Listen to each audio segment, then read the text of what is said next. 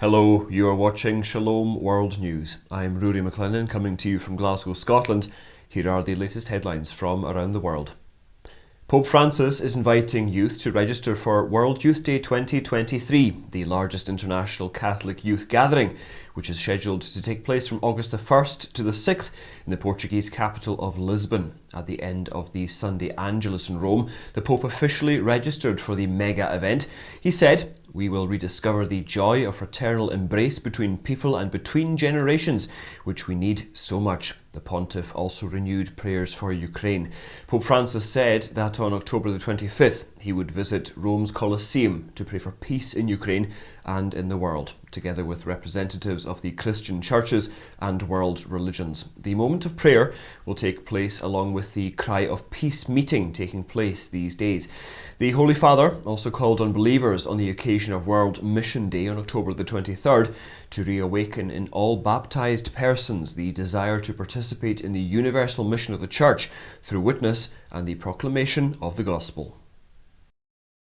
Pope Emeritus Benedict XVI said that Vatican II was not only meaningful but also necessary. He made this comment in a letter sent to Father Dave Pivonka, the president of the Franciscan University of Steubenville in Ohio, on the 60th anniversary of the Epoch-Making Council. The university hosted the 10th International Symposium on the Ecclesiology of Joseph Ratzinger on October the 20th and the 21st. In the letter, the former pontiff recalled that no one thought of an ecumenical council in 1946 when he began his theology studies. He added that it was quite surprising when Pope John XXIII opened the council and there were doubts about its efficacy. The Pope Emeritus also said that the council helped in having a better understanding of the Church. The Vatican and China have agreed to extend for 2 years the Provisional Agreement regarding the appointment of bishops, which was first signed on September the 22nd in 2018. According to a statement released by the Holy See Press Office on Saturday, the Vatican is committed to continuing a respectful and constructive dialogue with the Chinese for productive implementation of the accord and to foster the mission of the Catholic Church and the good of the Chinese people. Pope Francis, in an interview with the Reuters news agency, said the agreement is going well, even if it is going slowly. Meanwhile, in an interview with the L'Osservatore Romano and the Vatican News, Secretary of State Cardinal Pietro Parolin explained that the heart of the agreement certainly has also to do with the consolidation of good institutional and cultural dialogue. He added that it mainly concerns aspects that are essential to the daily life of the Church in China. In France, the government of President Emmanuel Macron has pledged to support the move to enshrine abortion as a constitutional right. This comes after the right-majority Senate voted down the attempt by left-wingers to do so. After the US Supreme Court overturned Roe v. Wade, several political parties in France, including Macron's Renaissance Party, have begun efforts to make abortion a constitutional right. Next month, 2 proposals to give constitutional protection for the right to abortion are slated to be placed before the National Assembly, which is the lower house of Parliament. Last Wednesday, senators belonging to the right-wing Republican Party voted against the first move to enshrine abortion rights in the Senate. Liberal senators want France to enshrine abortion rights and send a strong message to Poland and to Hungary, which have strong laws curbing access to abortion. The Constitutional Court in Belgium has ruled that the euthanasia law of the country is unconstitutional and has to be modified. However, the verdict does not say that assisted dying will be illegal in the country. The court said that Article 3 of the euthanasia law implies that violation of the procedural conditions for ending someone's life is punishable by the same standards as the flouting of so-called fundamental conditions. The court said that a doctor who violates a minor procedural condition while administering euthanasia would be guilty of murder. It is also said to be unconstitutional as it violates the principles of equality and non-discrimination enshrined in Articles 10 and 11 of the Constitution. It was in 2002 that the country legalised euthanasia, becoming the second country in the world to do so after the Netherlands. In the Asian city-state of Singapore, the Parliament is all prepared to debate a bill that seeks to amend the constitution to protect the definition of marriage. It was on October the 20th that the bill was submitted for the consent of the Parliament. Lawmakers are expected to debate the bill next month before it is put to the vote. The constitutional amendment would require the consent of 2/3 of parliamentarians. The bill seeking the amendment was tabled for the Parliament's consent for the first time on October the 20th. At present, the Singapore Constitution recognises only marriages between a man and a woman.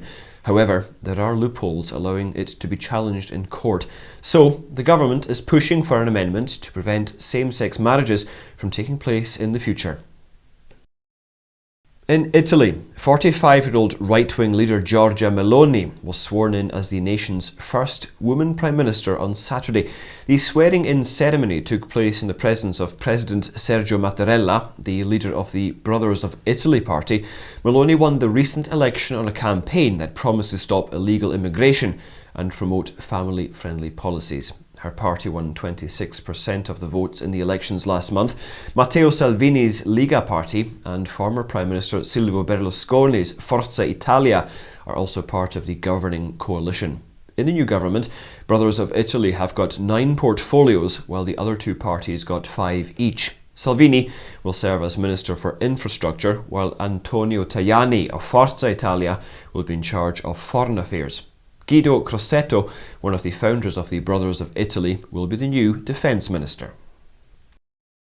An Irish councillor has put aside his political career to say yes to the call of Christ. Mark Nestor, who was elected the youngest councillor of the Clare County Council in Ireland in 2019, is pursuing his priestly formation in Spain's Valladolid. Born into a traditional Catholic family, Nestor felt the call early in his life, but the portrayal of the Catholic Church by the mass media led him to dismiss the idea of priesthood. Annual pilgrimages to the Taizé community in France during his student days rekindled his vocation. But following the death of his father by suicide, Nestor joined politics. A friend put him in contact with the director of vocations of Killaloe Diocese, and a sermon by a priest made him finally respond to the call. A Catholic nun and 6 others were killed in the Democratic Republic of the Congo, where gunmen attacked a Catholic mission hospital on Wednesday. Sister Marie-Sylvie Kavuke Vakatsuraki and 6 patients were killed when gunmen belonging to the Allied Democratic Forces raided Maboya village in the northeast province of North Kivu. International Christian Concern reported that the gunmen who attacked Maboya also stole drugs and medical equipment from the hospital and set it on fire. Sister Marie-Sylvie was a medical doctor and a member of the Congregation of the Little Sisters of the Presentation of Our Lady at the Temple. In a statement, Bishop Melchizedek Sekuli Paluku of Butembo, Beni, strongly condemned the killings and said words cannot express the horror that has more than crossed the threshold.